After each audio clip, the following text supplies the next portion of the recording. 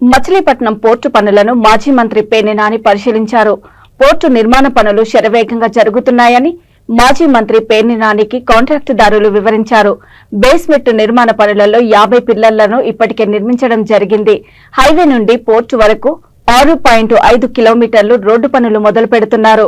1923 ఎకరాల భూసేకరణ జరిగింది. ఇంకా 250 ఎకరాలు రోడ్డు కోసం సేకరణ జరుగుతుంది. చిలకలపూడి పేడన మధ్య రైల్వే లైన్ కోసం ఏర్పాట్లు జరుగుతున్నాయి. కరెంటు సబ్ స్టేషన్ కోసం అనుమతులు తీసుకున్నారు. మచిలీపట్నం నుండి పోర్టు వరకు మంచినీటి పైప్ లైన్లు వేయడానికి ఏర్పాట్లు చేస్తున్నారు.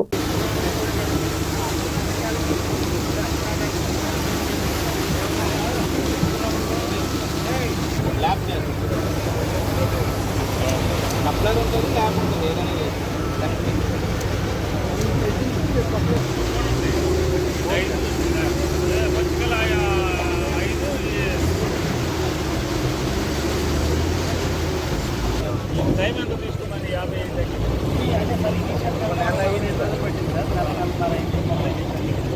మనం ఇక్కడ నుంచి మాత్రం 2 months లోపల క్లోజ్ చేస్తాం. ఇది ఏ డేట్లో క్లోజ్ చేయాలి?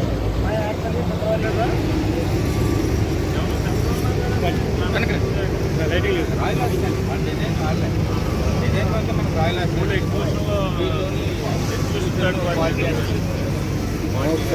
లోతుగా 60 మీటర్ల లోతు అంటే 200 అడుగులు లోపలికి వేస్తున్నారు. ఈ రాడ్ వేసి కాంక్రీట్ పోసేసి మొత్తం 300 పైప్ చేస్తారు. కట్ చేశారు బెర్తులు డ్రెడ్జింగ్ బ్రేక్ కట్ చేశారు.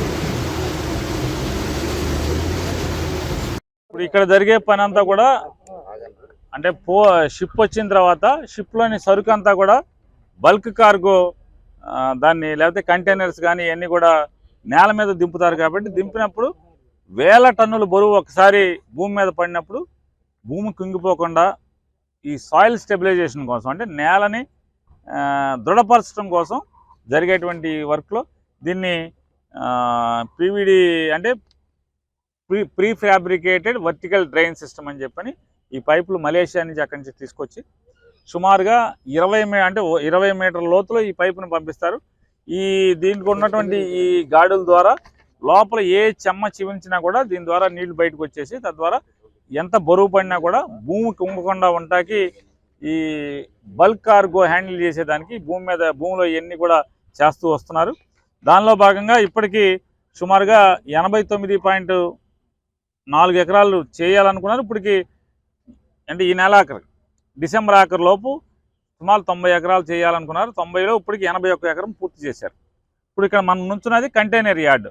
ఈ ఫెర్టిలైజర్ యార్డ్ ఏదైతే ఎరువులు వచ్చి దింపటానికి అదొక 12.4 ఎకరాలు అన్నారు, అది కంప్లీట్ చేశారు.